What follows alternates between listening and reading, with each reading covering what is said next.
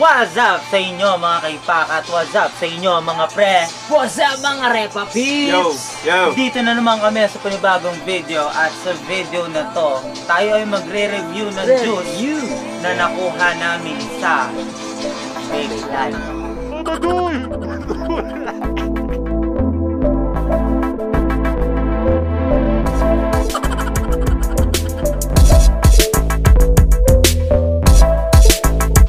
I-review natin ngayon ay ano naman ito?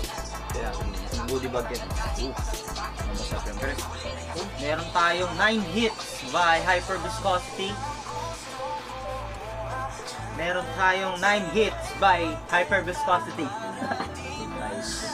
So magkaibang flavor yan. Yung isa, yung flavor is Strawberry mango papaya, my friends. At ito naman yung flavor na second na binili namin. Blue Moon Blueberry Milk. Yan. Kita nyo na. Yan. so ayun, yung dalawang flavors na yun ang i-review natin. This is made by Hyper Viscomatic. And first of all, papakita namin yung gamit naming device, yung unit. Akin, Manly Vape Pulse, 80 watts. Then yung atomizer drop update. Sa akin sa Mael. Tapos head. Yung sa akin naman guys, Buku Drug Resin, tapos Bonza RDA. So yung una nating i-review is yung, or una nating titikman is yung 9 hits Blue Moon. Ito ay Blueberry Milk, which is 3 mg lang yung meron kami dito. Pero bakit violet siya? Kasi violet. So sa review na to, nagagawin namin, main reason bakit tatlo kami, kasi iba-iba naman yung taste buds ng mga vapor. So at least merong opinion yung bawat isa sa amin kung ano yung redundant na lasa. So unang-una, bibigay namin kung ano yung pros, ano yung cons, ano yung positive, ano yung negative, tsaka kung ano yung redundant dun sa lasa ng juice. So una nating itatry is yung Blue Moon. Guys, shout out pala sponsor namin. Shakey's nga pala. Shakey's, thank you. So yun nga pala, bago tayo magsimula, yung ano namin, outfit namin for today, for tonight, and for this evening is yung pack namin is galing sa Twist E-Liquid. Dito sponsored ng Twist E-Liquid, pero shoutout na lang din sa kanila. Baka naman. Pero nakuha namin to sa Vape Life. Yung event nung January 12. Like January 12 talaga ngayon. Tapos yung free shirt. Yeah. Free shirt. Mga bagoy! So gusto na ako magkala!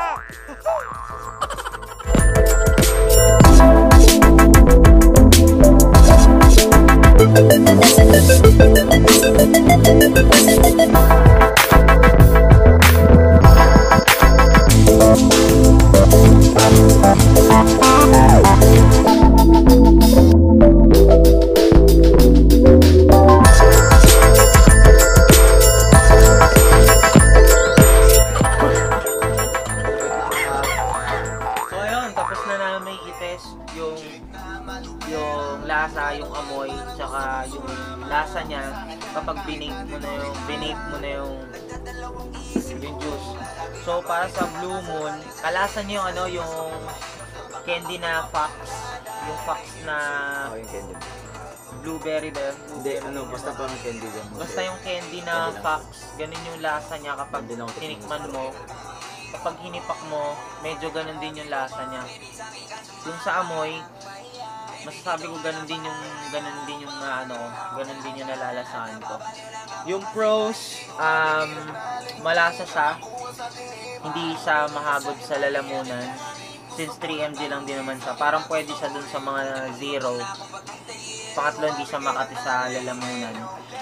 Yung cons, siguro para sa akin, kailangan mo siyang ipatak sa atomizer mo kasi parang mga after 2 or 3 medyo hindi mo na malalasahan juice kahit basa pa yung cotton mo. Yun. nung unang amoy ko pa lang dyan, ang bango. Then, nung nilasahan ko, wala naman din ako maka-compare na juice. Kaso parang ano siya, lasang parang polvo na kulay blue. Ayun, then yung pros niya, oh, basta polvo siya ng kulay blue, yung Johnson. Yung amoy. Oo, yung, hindi, pati rin yung lasa din. Para din sa Nakatikim ka na ng Johnson na Hindi, blue. amoy, kasi ganun din yung amoy tsaka... Nagets. Yung amoy niya, parang, siyempre, pag may naamoy kang isang bagay, parang nalalasahan mo na din siya. So, yung ibig niyan sabihin doon, yung Johnson na, Blue, Johnson ang blue po. Yung powder na Johnson, na kulay blue, yun yung amoy niya. Kasi yun, yung pros niya, malasa siya, then may pagka-milky din. Andun din yung blueberry na lasa din. Then, yung cons, para sa akin may hagod. Yun nga, pag after 2 hits or 3 hits, nawawala yung then magdidrip ka ulit. Para din to sa mga, ano ba tawag yan? Yung mga mahihilig mag-bliss dyan, mga mahihilig may hagod. Yun, magustuhan niya. Masarap. Papaloy. So yun nga, Peace. pag yung smell niya, strong, talagang maamoy. Sa lasa, same din, parehas sila ng smell, saka yung lasa niya parehas na strong. Lasa talaga siyang blueberry, yun nga lang, hindi kasi akong nagbo-blueberry kaya medyo naninipago ako sa panlasa. Kasi strawberry yung kinukuha ko kaya, pero goods naman siya overall. Hindi ko lang talaga trip yung blueberry. May nahibak. Yun, tapos next naman, no? Itong Tropical Hits. Actually, ako, na-try ko na to. Nakagamit na ako ng isang bote nito. Yan, ito. Na-try ko na talaga to. So, wala na tong laman. Kasi nung una kong dun sa tester kasi sa Planet Vape, nung natikman ko tong dalawa, mas napili ko talaga tong Tropical Hits. Same thing gagawin natin dito. So, etong Tropical Hits, nabili namin siya ng naka-box. For some reason, di ko alam kung bakit yung Blue Moon walang box. Yung yung Tropical Hits meron. Let's get it on! Let's go! So, ayun, let's try it!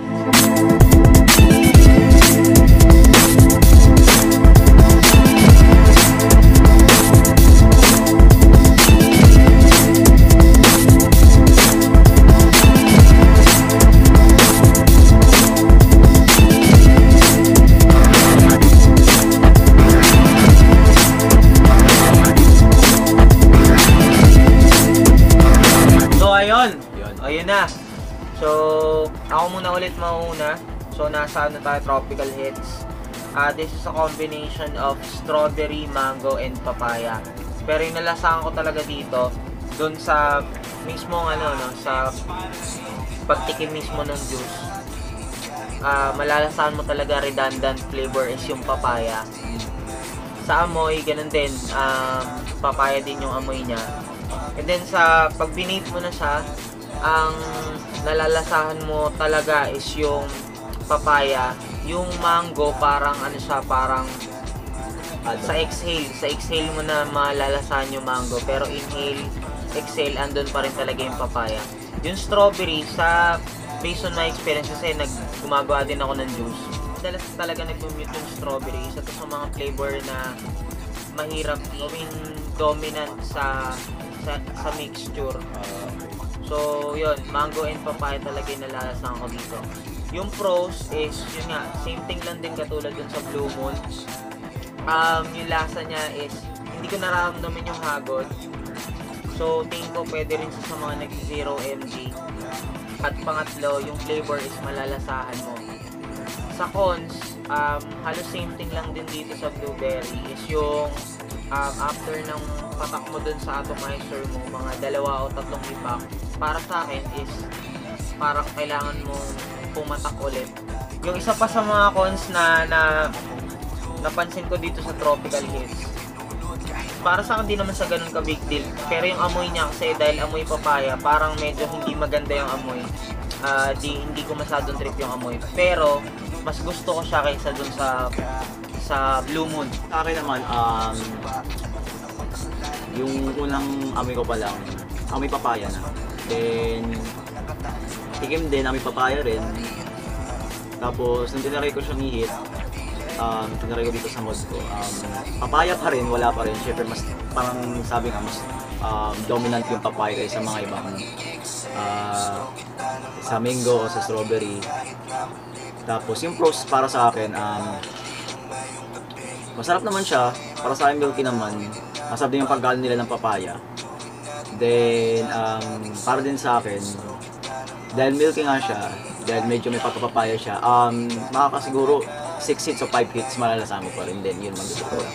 Yung cons lang, may hagod, konti, amoy niya papaya, tsaka yung pagkalasa pa lang. I think hindi siya yung parang hanap-hanapin mo. Para din sa akin nakakasawa yung lasa. So, at saka yung samoy din. So yun nga guys, sabi ko nga sa inyo dun sa unang review sa Blueberry Moon. Mas gusto ko nga talaga yung strawberry kasi nga strawberry yung gusto ko. Mas nalasaan ko yung strawberry kasi parang may sa kanila eh. Kasi alam ko yung lasa ng strawberry. Tapos, Ano, di pa kami nakakain ng strawberry? syempre isa pang lasa ko eh. Kasi papaya pang lasa din, diba? Tapos para siyang Kasahan kita. kasi nga guys, sorry Tapos yun nga, para siya, kalasa niya yung strawberry chill. Kasi yung dati kong juice dati. So, yung lasa okay naman. Sa amoy, okay din naman. Sarap din. Cons, parang medyo bitin siya eh. Parang hanggang lalamunan din siya. Hindi ko maramdaman pa yung talagang impact mo. So, yun nga. Pero, kagaya nga rin sa Blue Moon, overall, goods naman siya. Pero, may bitin factor para sa akin. So, yun lang guys. So ayun, and lastly, so ayun, mamimili kami sa dalawang flavor na to kung sino ang flap o kung sino ang pop. So, pastok na talaga to. Pop talk. Mamili lang tayo kung saan yung mas preferred natin na flavor nung 9 hits. That's what, that's what, so yun nga, kagaya na sinabi ko kanina. Shit, nosebleed mo English. So yun nga, kagaya na sinabi ko kanina, okay naman yung Blue Moon, kaso, syempre, masanay ako sa strawberry, saka strawberry talaga yung gusto ko. So, pop sa akin to, strawberry. Yung sa akin naman, yung pop sa akin dyan, hirap kasi din mamili kasi favorite yung may pagka-milky din kasi silang dalawa. Pero para sa akin mas lamang yung tropical hits. Kasi Para sa akin naman, ito pa rin ako sa tropical hits din. Kasi medyo hindi ako, before fan ako ng blueberry. Kasi, I also tried yung One Punch Man ba yun? Anime yun. Hindi, One Punch lang yun. One Punch lang. So, na-try ko kasi before yung blueberry granola. So, parang na-off ako sa blueberry. Pero yun, mas preferred ko kasi yung lasa ng mango. Tapos meron pa sa halong papaya. So, 9 hits tropical din ako.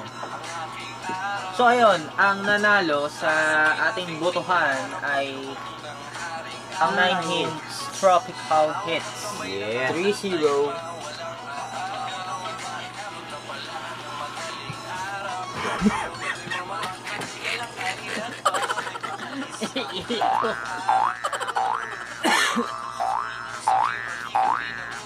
So dito na namin tatapusin ang video na to mga kaipak. Pasensya na kayo kung medyo pangit yung dalawang kasama ko at napaka-pogi ko at sa akin lang nakapokus yung ilaw.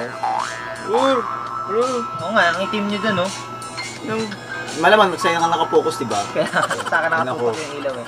Pero yun, dito na natin tatapusin ang video na to. Kung nagustuhan nyo yung video, please hit the like button, mag-bell ka na rin para updated ka. Sa mga bagong upload ng channel na to, no?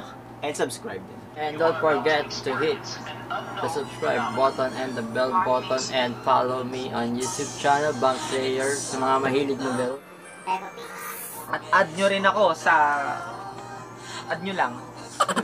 Wala akong maisip eh. Pero kung di nyo nagustuhan yung video, Like nyo pa rin. wag na kayo manood. Hindi nyo nagustuhan yung video, please don't dislike. Just please comment kung paano natin ma-update yung mga videos sa channel na to. Share your opinions and thoughts. Yeah. Absolutely share your opinions and thoughts. It's thoughts, you know. Like Because thoughts counts. Because thought is delicious. At dahil dyan, sa pagtatapos ng video na to, Subayang Hipak, go! Oh, Baduy! Baduy!